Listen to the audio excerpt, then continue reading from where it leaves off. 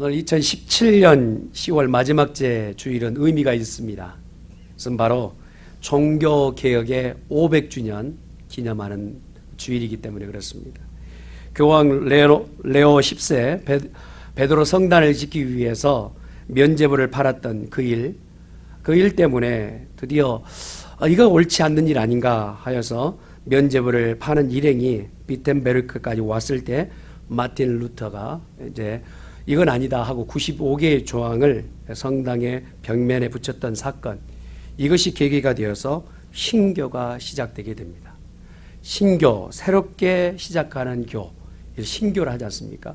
그래서 우리 교회를 신교, 개신교, 개혁교회 이런 이름을 가지고 있습니다. 영어로는 리폼 처치라고 하는데 대개 우리가 리폼 처치라고 하는 단어보다는 프로테스탄트라는 단어를 씁니다. 이 프로테스탄트는 원래 어근이 프로테스트 이 단어를 쓰는데요. 이 프로테스트는 어떤 의미가 있느냐면 저항하다, 항의하다, 반대하다라는 의미가 이 안에 들어있어요. 그래서 처음부터 저항하는 세력 그리고 대항하는 대상자, 이 이름이 어떻게 보면 그릇된 모임의 공동체에게 주어지는 이름 같아 보이지만 잘못된 것에 대한 대항한다라는 의미와 낡은 권위의식 가운데서 그것을 배격한다라고 하는 그런 의미가 들어있기 때문에 반항이 어디에 대한 반항이냐라고 보았을 때 이 프로테스탄트는 바로 거룩을 위한 반대 모임이라고 해서 나중에는 명예스러운 이름을 갖게 돼서 우리 스스로가 지금은 누구에게 자랑할 때 우리는 프로테스탄트입니다 라고 자신 있게 말하는 그런 가운데 있게 돼요. 저항하는 마음이 무엇에 대한 부분인가? 그것은 바로 잘못된 무리와 잘못된 내용 가운데 반대하는 그런 내용이 신교의 시작이라는 것이에요. 그렇다 보니까 이 잘못된 대표적인 무리 가운데 공산주의 체제나 일제 치하 가운데 있는 자들이나 특별히 이제 어떤 강압 세력들이 기독교인들에 대해서는 참으로 대적하고 어렵게 하는 것이 사실입니다.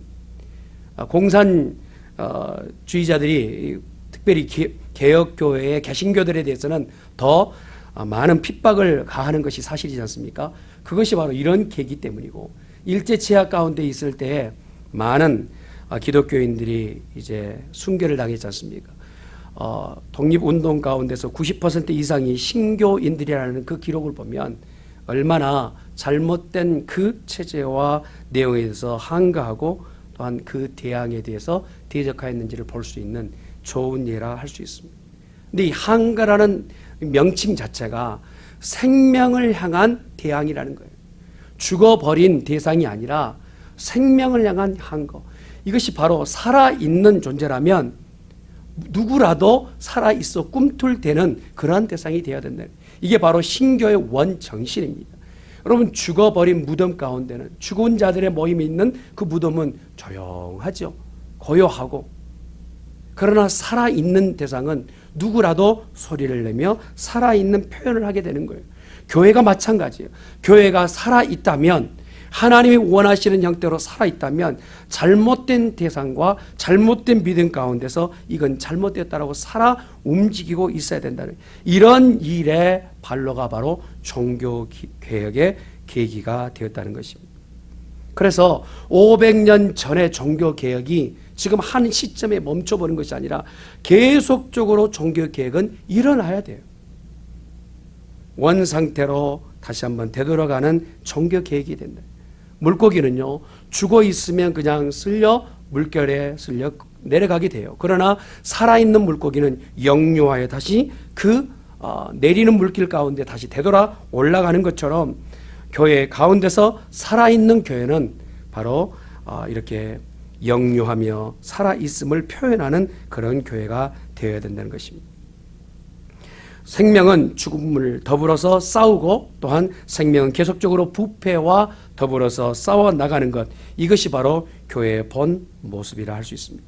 개혁교회가 이러한 저항의 모습 가운데서 본 모습을 가지고 있는데 어느 때부터인지 이것을 상실해 가고 있는 것 같아요.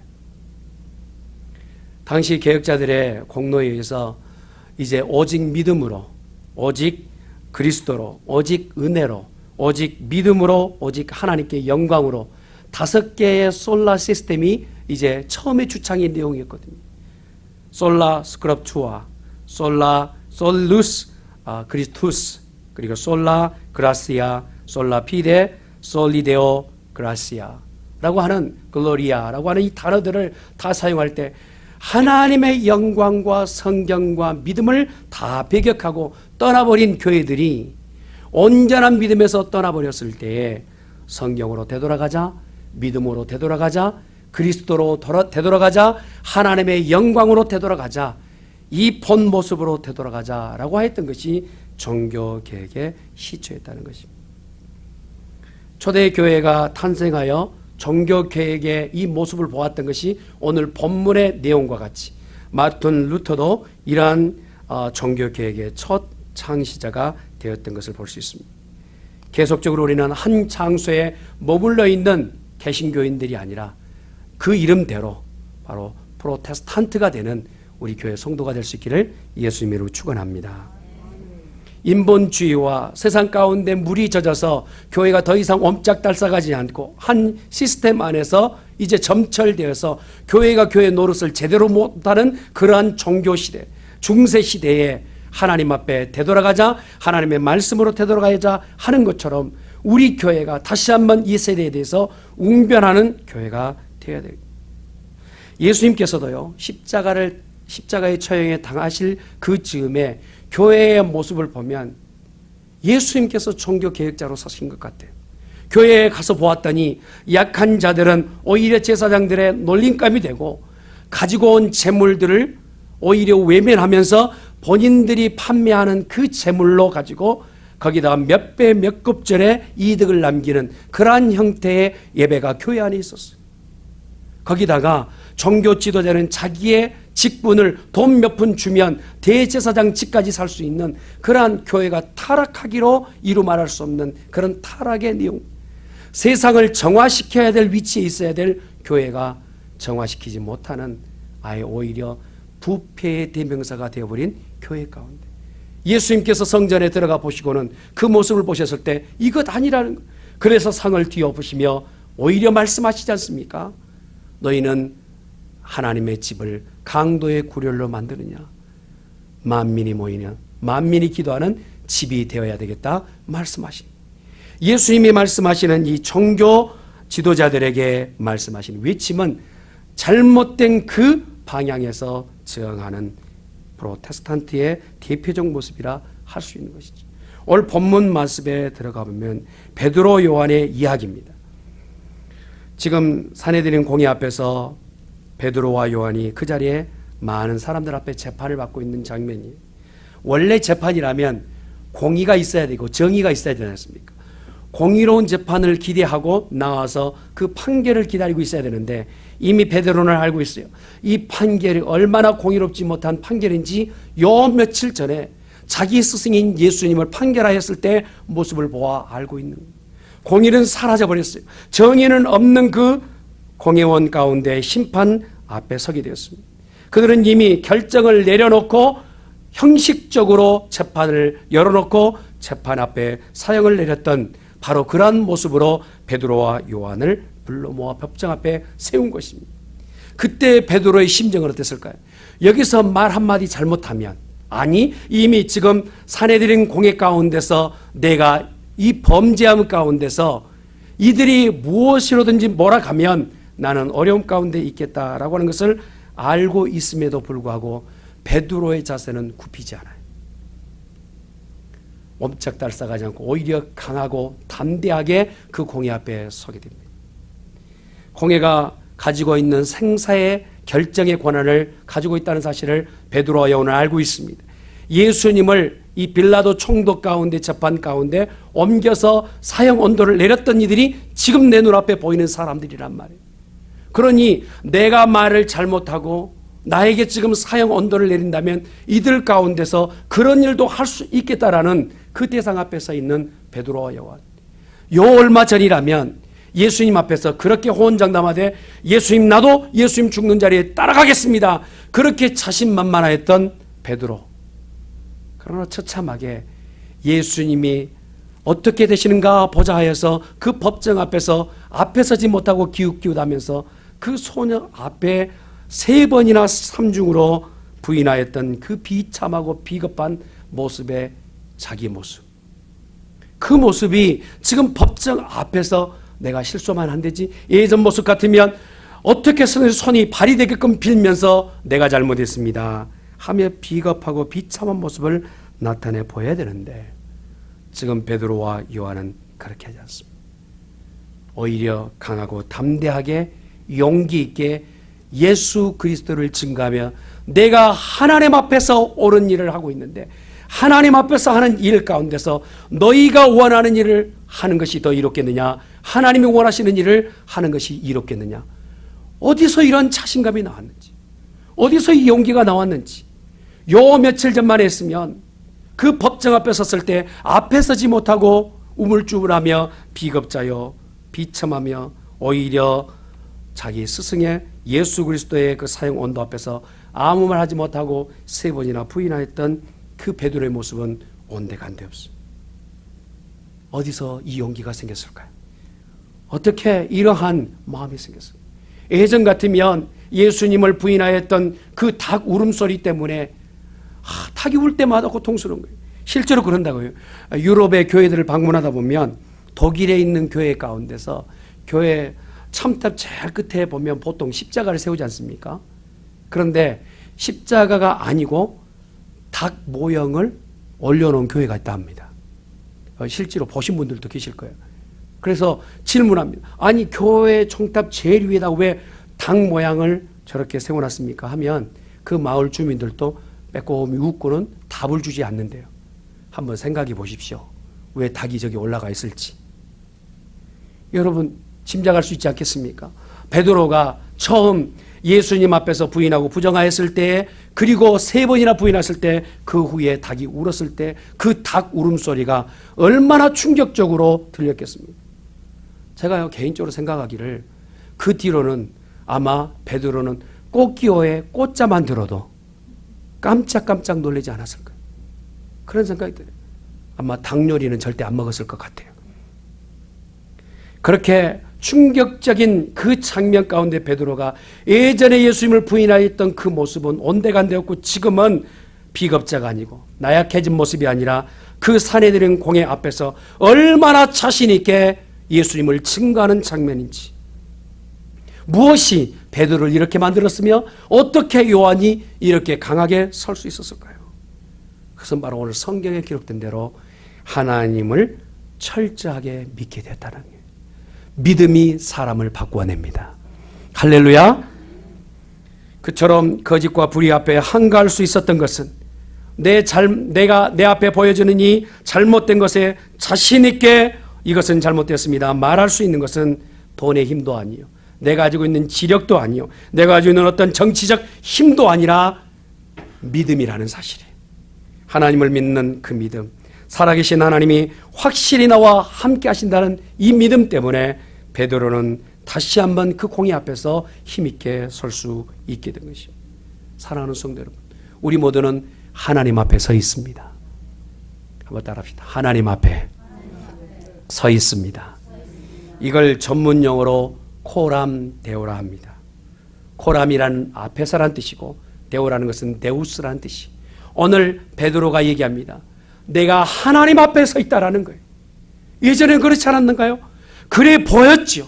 그런 척해 보였지요. 정말 하나님 앞에 사는 것처럼 보였지요. 그러나 실제적으로 시련과 어려움이 있을 때는 믿음은 다 팔아버리고 나는 비겁자로서 그 앞에서 아무런 영향력을 미치지 못하는 연약하고 나약한 믿음의 사람, 아니 믿음이 한 푼어치도 없는 그런 베드로의 모습이었단 말이에요. 그런데 지금 변하여 새 사람 된 것은 어떻게 변했느냐? 내 앞에 하나님이 서 계시는 거예요. 하나님이 내 앞에 서 계신 거예요. 그리고 내 눈앞에 서 계신 하나님이 분명히 보여지는 것이에요. 우리가 범죄함에도 그것을 떨림으로 받지 못하고 어떤 상황에서인지 겁을 내는 상황은 어떻게 그렇습니까? 하나님이 내 앞에 살아계신다는 것을 믿지 못하기 때문에 그래요. 하나님이 내 앞에 살아계신다는 것을 믿는 성도는 어떤 상황에서든지 두려움이 없어요. 염려가 없어요. 오히려 하나님 앞에서 범죄하는 것이 두려움으로 다가서게 될 줄 믿습니다. 종교개혁가 했던 마틴 루터가 그랬단 말이에요. 윈스 회의장에 끌려가서 재판을 받고 있을 때 재판장이 말합니다. 네가 말한 것 한마디로 취소하면 내가 너를 용서해 주겠다. 면죄부 판매한 것이 잘못됐단 말 그거 취소하면 내가 용서하겠다라고 얘기해요. 모든 사람이 루터 앞에서 루터가 어떻게 대답할지를 보고 있는 거예요. 무서워서 발발 떨면서 그래 내가 취소하겠습니다. 그 말이 나올 줄 알았어요. 그런데 루터가 이렇게 얘기합니다. 재판장 앞에서 제가 영어로 해도 죄송합니다. 알아들으시길 바랍니다. Oh God, here I stand. 하나님, 나 여기 서 있습니다. 재판장 앞에 서 있는, 판사 앞에 서 있는 것이 아니라 나는 하나님 앞에 서 있습니다. 하나님은 내 편에 서 계십니다. 하나님은 나와 함께 일하십니다. 내가 서 있는 바로 이 자리에 하나님은 함께 하신 줄 믿습니다. 이렇게 하나님이 나와 함께 하신다는 믿음 때문에 루터가 종교개혁에 가능했던 것처럼 베드로가 그 마음속에서 하나님을 의뢰하고 하나님을 의지하며 나는 하나님 앞에 서 있습니다. 그 믿음 때문에 강하고 담대하게 자기의 고백을 할 수 있었다는 것입니다. 예전에 베드로는 더 이상 복음을 증가하지 못하고 나를 불러주신 예수님 앞에 나를 왜 하필이면 부르셨습니까? 왜 나를 하필이면 수제자로 부르셨습니까? 나를 부르신 것 잘못 부르셨습니다 하고 도망하여 자기의 고향의 집에 가서 어부의 일을 다시 하게 됩니다. 얼마나 비참합니까? 하나님 앞에 불려졌고 예수님의 제자가 되었다라고 했던 베드로가 부활까지 다 보았던 그 베드로가 결국은 자기의 생업에 예전의 모습으로 다시 되돌아간 베드로의 모습 얼마나 비참합니까? 그럼에도 불구하고 베드로에게 찾아오셔서 그를 만나주신 주님, 그가 본 것은 예수 그리스도요. 예수 그리스도는 나와 함께 하신다는 믿음을 갖게 되었다는 사실이에요. 내가 형편없는 사람이에요. 나는 하나님 앞에 내놓을 수 있는 것은 아무것도 없는 그런 존재예요. 그럼에도 불구하고 하나님은 나와 함께 하신다는 이 믿음, 하나님이 나를 버리시도 않으시고 나를 외면치도 않으신다는 이 믿음 때문에 베드로가 다시 강하게 설 수 있었고 용기롭게 그 대공의 앞에 서 있었던 것처럼 저와 여러분 하나님 앞에 참으로 믿음을 회복하는 성도가 될 수 있기를 주님의 이름으로 축원합니다. 종교개혁 주의를 맞이하면서 우리에게 필요한 것이 무엇입니까? 하나님은 나와 함께 하신다는 이 믿음이 우리를 이기게 할 줄 믿습니다. 일본 경찰에 체포되어서 고문을 당하던 한상동 목사님, 그가 한 경찰 앞에서 죽지 않을 만큼 매를 맞아가지고 거의 거반 죽게 되었을 때요, 정말 정신이 오락가락해요.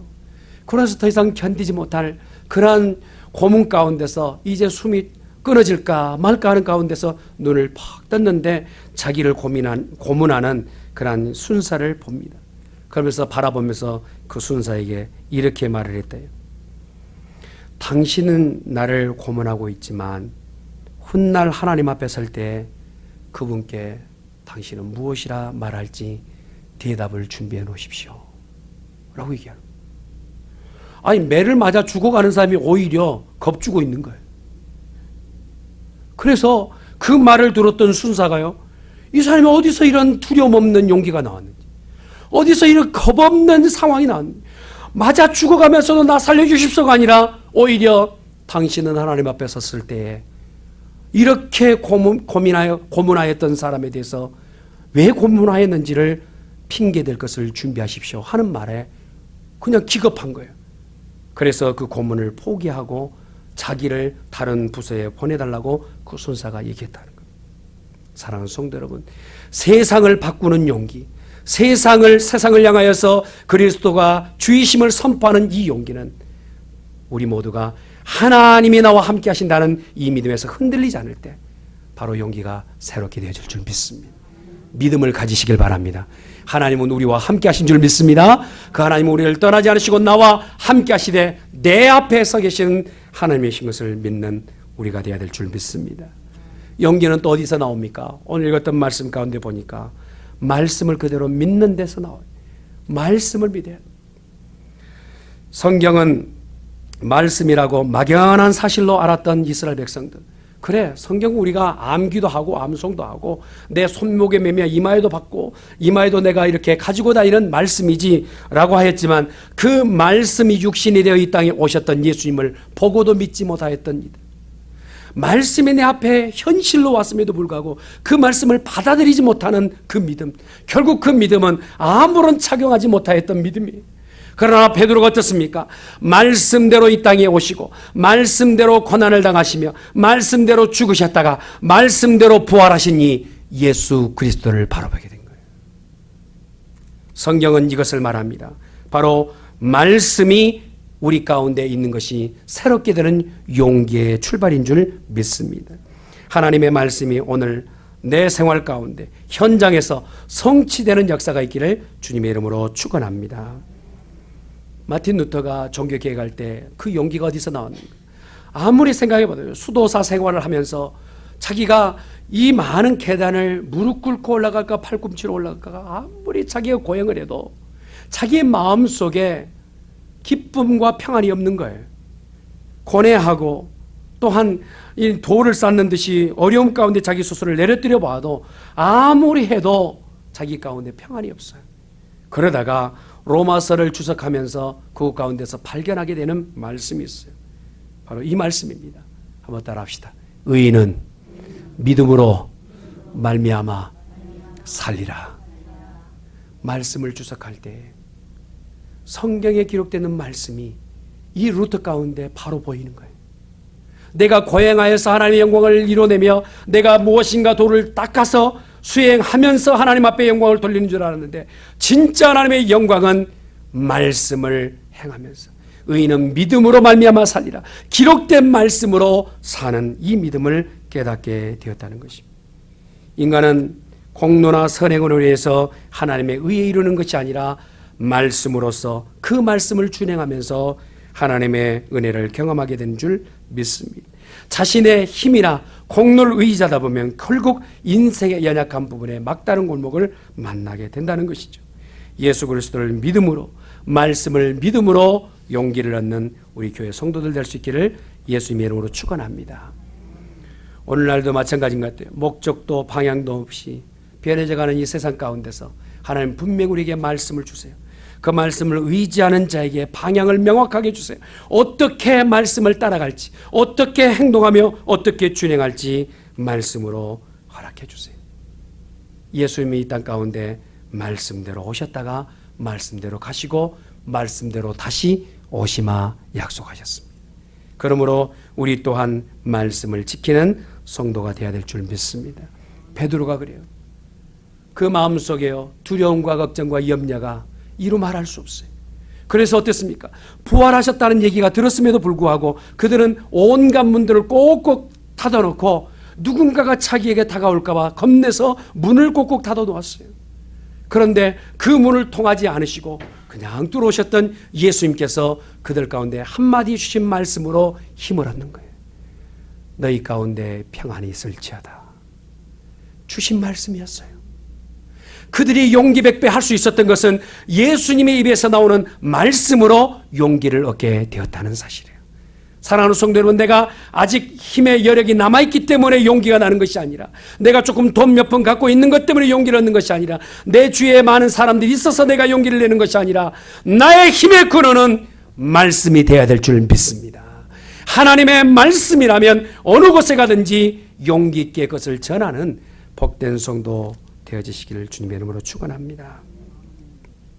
베드로가요, 성전 미문 가운데서 긴 시간 동안 날 때부터 안진뱅이로 있었던 사람, 그걸 보았을 때요, 예전에도 보았고 오늘 또 본 거예요. 그러고 나서 말씀이 생각나는 거예요. 내가 믿으면 나보다 더한 일을 하리라 하신 말씀이 생각났던 것 같아요. 그래서 긍휼히 여기며 그를 바라볼 때에 그를 일으켜 내게는 금과 은은 없다. 그러나 내게 있는 것 예수 이름으로 명하노니 일어나 걸어라. 말씀이었어요. 그 말씀으로 그 안진뱅이를 일으켜 세웠더니 여러분 누가 제일 먼저 놀랐을까요? 안진뱅이가 놀랐을까요? 할렐루야. 본인 일 아니라고 그렇게 무표정하면 안 됩니다. 여러분, 안진뱅이가 한 번도 일어나지 못했던 이가 손을 내밀어 예수의 이름으로 일어나 걸으라 했더니 그 말씀을 들었던 자가 일어나 걷는 거예요. 또 누가 놀랐을까요? 주위에 있던 사람들이 놀랐을 거예요. 이는 한 번도 걸어보지 못했던 자예요. 상식으로 내가 가지고 있었던 모든 경험으로 이런 일은 불가능한 일이에요. 그러나 불가능한 일이고 상식으로는 이해가 되지 않지만 말씀에 행하면, 말씀이 주어지면 그것은 기적이 되는 줄 믿습니다. 그리고 누가 놀랍니까? 베드로 당사자도 놀라는 거예요.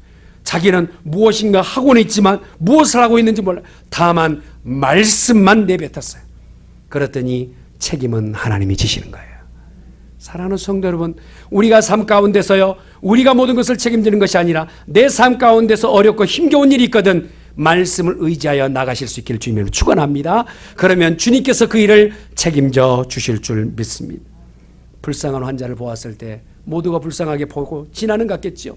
그러나 주는 것은 아무것도 없어요. 돈 몇 푼 주는 것, 그것은 그에게 힘이 되지 않았어요.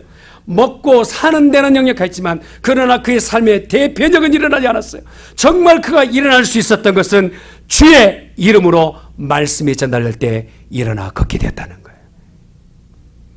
아멘 할지어다. 할렐루야. 저는 우리 교회도 앉은 자리에서 일어나는 교회가 되시기를 주님으로 축원합니다. 혹시라도 신앙 가운데 여러분 앉은뱅이의 신앙이 있다면 예수 그리스도 이름으로 일어나 걸으실 수 있기를 주님의 이름으로 축원합니다. 이적과 기적은요, 오늘에도 일어나고 있어요. 우리 교회도 그것을 기대하고 있는 줄 믿습니다. 예수님께서 오늘 그 믿음으로 기도하는 자에게 그대로 되리라 말씀하시죠. 예수님께서 나 같은 것을 제자로, 나 같은 것을 수제자로 삼아주신 것 정말 이루 말할 수 없다라고 베드로는 그렇게 고백했을 거예요. 그러나 그에게 주신 그 말씀이 그를 말씀의 종이 되게 하였던 것처럼 저와 여러분이 하나님의 말씀을 듣고 따라가면, 순종하며 나아갈 때 주께서 용기를 우리 가운데 허락하여 주실 줄 믿습니다. 세 번째로 우리가 볼 수 있는 것은 용기를 얻을 때, 어느 때 용기를 얻게 되었느냐? 하나님의 영광을 위하여 나설 때 용기를 얻게 된다는 거예요. 베드로가요, 예전의 모습을 보았을 때는 뭘 좀 하고 나서 자기가 생각이 나야 돼요. 불러도 자기가 먼저 손을 들어야 되고, 뭘 할 때도 먼저 앞장서고, 그냥 좀 주님이 부르셨을 때 배가 다 육지에 닿을 때 내리면 얼마나 좋아요. 그런데 다른 사람은 내리기 전에 먼저 바다에서 뛰어내려가지고 허우적대면서 나오는, 자기가 먼저 우선이 돼야 되는 베드로의 그 성향은 온데간데 없고, 오늘 베드로의 달라진 모습은 내가 내 삶 가운데 하나님의 영광을 위하여 살겠습니다 라고 삶을 바꿔내고 있는 거예요. 오직 주께 영광, 하나님께 영광을 돌릴 때 그의 삶은 새로운 용기를 얻게 될 줄 믿습니다. 재판장에 있었던 루터도 마찬가지예요. 루터의 친구가 말합니다. 자네 이러다가 정말 큰일 나네. 여기서 포기하소 라고 얘기합니다. 그때 루터가 이런 유명한 말을 했습니다. 윈스의 이 집에 있는 그 많은 귀화장이 마귀 사탄이라 할지라도 나는 그 앞에서 절하지도 두려워하지도 않을 걸세. 하나님 앞에 나는 온전히 설 거다. 하나님께만 영광 돌려지길 원하네. 사랑하는 성도 여러분, 내 남은 인생의 삶을 하나님께 영광을 돌리는 성도가 되어지실 수 있기를 예수님의 이름으로 축원합니다. 개혁의 생명은 무엇입니까? 우리 교회가 개혁교회예요. 개신교회예요. 교회라는 이름을 가지고 있지만 이름에 걸맞게끔 우리 교회가 가야 되겠는데, 이 개혁교회가 되려면 예전에 잘못된 관행적 문제를 다 탈피하고 새롭게 돼야 될 줄 믿습니다. 용기를 다시 한번 얻고 새로운 생명을 얻는 교회가 되어야 될 줄 믿습니다. 그러려면 우리가 말씀으로 되돌아가야 되고 믿음으로 되돌아가야 되고 용기를 다시 얻는 교회가 되어야 될 줄 믿습니다. 거기에다가 하나를 더 붙이면 주의 성령이 우리와 함께 될 줄 믿습니다. 한번 따라합시다. 성령이 너희에게 임하시면 너희가 권능을 받고. 할렐루야. 사도행전에 기록되는 말씀을 보면 이 권능이란 것은 용기를 얘기합니다. 다이나마이트를 얘기해요. 이 베드로가 이러한 권세와 능력을 어디서 얻을 수 있었을까요? 성령에 의하여 그가 얻게 된 거예요. 그래서 오늘 우리에게 바라는 무엇입니까? 주의 성령이 우리 가운데 내주 교통하시는 역사가 있어지기를 주님의 이름으로 축원합니다. 세속적 욕망이 다였던 베드로, 누구 앞에서 인정받지 못하면 속상했던 베드로가 이제는 성령의 사람이 되어서 어느 곳에 가든지 경건한 모습의 대표 주자가 되었던 것처럼 우리 교회가 이러한 모습을 회복할 수 있기를 예수님의 이름으로 축원합니다. 주의 영광을 위하여 사십시다. 할렐루야. 프로시아의 프레드릭 대왕이요, 그리스도의 교회를 비웃는 대표적 왕이었어요. 그런데 참 아이러니하기에는 왕 아래에 있는 신하라면 다 똑같은 모습을 가져야 되잖아요. 그런데 1등 공신이었던 번질랜드라고 하는 이 장군은 아주 독실한 크리스찬이었습니다. 그런데 좀 틈만 나면 술자리에서 이 프레드릭 왕이 기독교를 꼬아서 이 농담조로 얘기하는 거예요. 믿는 자는 말이야, 그리스도가 무슨 주야 하면서 이렇게 꼬아서 야유하면서 그렇게 술자리에 반찬처럼 안주처럼 사용하고 있어요. 그날도 마찬가지로 이 대왕이 기독교를 꼬아서 얘기하고 있을 때에 다른 신하는 아무 말도 할 수 없죠. 그런데 번질랜드 이 장군이 이렇게 얘기합니다. 대왕 폐하, 대왕께서는 내가 죽음을 두려워하지 않는 장군인 것을 잘 아십니다. 나는 전쟁터에서 죽음을 두려워하지 않았기 때문에 38번에 나가서 싸움에서 승리했습니다. 나는 이제 나이 들어 더 이상 살 기력이 많지 않은 사람입니다. 이제 대왕 앞에서 웃으시는, 대왕이 그렇게 비아냥대면서 웃으시는 그리스도 예수 앞에 갈 날이 얼마 남지 않은 사람입니다. 나이 많아 영원을 바라보는 나는 예수 그리스도 앞에 대왕보다 더 중하신 앞에 서게 될 것입니다. 폐하, 저는 소신껏 지금 얘기합니다. 저를 신하로 더 이상 인정하지 않아도 됩니다. 저는 대왕 앞에 더 이상 서 있을 수 없습니다. 하고 얘기하는 거예요. 거기 있는 신하들 모두가 그냥 찬물을 끼얹듯이 잔치집이 완전히 찬물 끼얹은 것처럼 되어버렸어요. 이 대왕이 화가 나서 저놈을 처단하라 라고 명령하는 그 명령만 기다리고 있는 거예요. 그런데 이 대왕이 이렇게 얘기합니다. 번질랜드 장군, 내가 정말 잘못했네. 자네가 믿는 예수 그리스도를 내가 지금 이렇게 비아냥된 건 미안하네 하면서 왕이 그 앞에 사과하게 되었다는 사실이에요. 왜 기독교가 요즘 욕먹고 있을까요? 왜 교회가 교회의 역할을 제대로 하지 못하고 있을까요? 개혁하지 못하고 있기 때문에요. 새롭게 되지 못하고 있기 때문에 그래요. 믿음으로 살지 않기 때문에 그래요. 하나님의 영광을 보지 않기 때문에 그래요. 성령으로 충만하지 않기 때문에 그래요. 저와 우리 교회는 다시 한번 하나님의 영광 앞에, 믿음 앞에 다시 되돌아갈 수 있기를 예수님의 이름으로 축원합니다. 제가 오늘 설교의 제목을 하나님의 계획이라는 제목을 짰어요.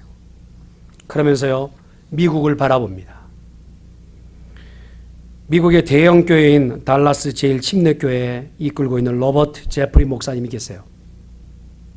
저는 이분의 주장하는 내용에 대해서 많은 부분에서 동조합니다. 극적인 영적 부흥이 없을 경우 미국의 붕괴는 불가피하며 불행이 다가오고 있습니다. 그가 최근 TV 진행자 션 해니티와 같이 이렇게 인터뷰하는 내용 가운데서 이렇게 얘기합니다. 미국이란 이 국가는 집과 같아서 건물이 무너질 때 구조의 버클이 약해져서 폭발이 일어나면 구조물 전체가 다 무너지는 것처럼 미국이 50년의 어간 동안에 아주 중대한 잘못된 몇 번의 폭발력 있는 판결을 내렸습니다. 그것이 바로 미국을 지금 와해시키고 무너뜨리고 있습니다. 그 중에 하나가 공공장소에서 종교적 활동을 금지하는 앵글 더 비텔리 판결 가운데서 이것이 이 대법원 판결 가운데서 잘못된 판결이고, 두 번째 낙태를 합법화한 판결 웨이드 판결이 그것의 두 번째며, 세 번째 판결은 동성애를 합법화한 오버가펠 허지스 판결이 세 번째 판결입니다.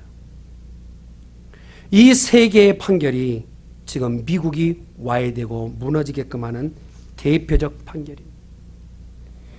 미국이 방향을 바꿔서 유일하신 하나님 앞에 되돌아오지 않는다면 하나님은 미국을 외면할 것입니다. 말한 것처럼 사랑하는 성도 여러분, 교회들이 한 목소리로 루터가 종교 개혁했던 것처럼 교회들이 옳은 신앙으로 바른 믿음으로 하나님 앞에 영광을 돌리는 자리로 다시 되돌아갈 때 하나님께서는 미국을 축복할 것이며 교회를 축복할 줄 믿습니다. 믿음으로 되돌아가십시다.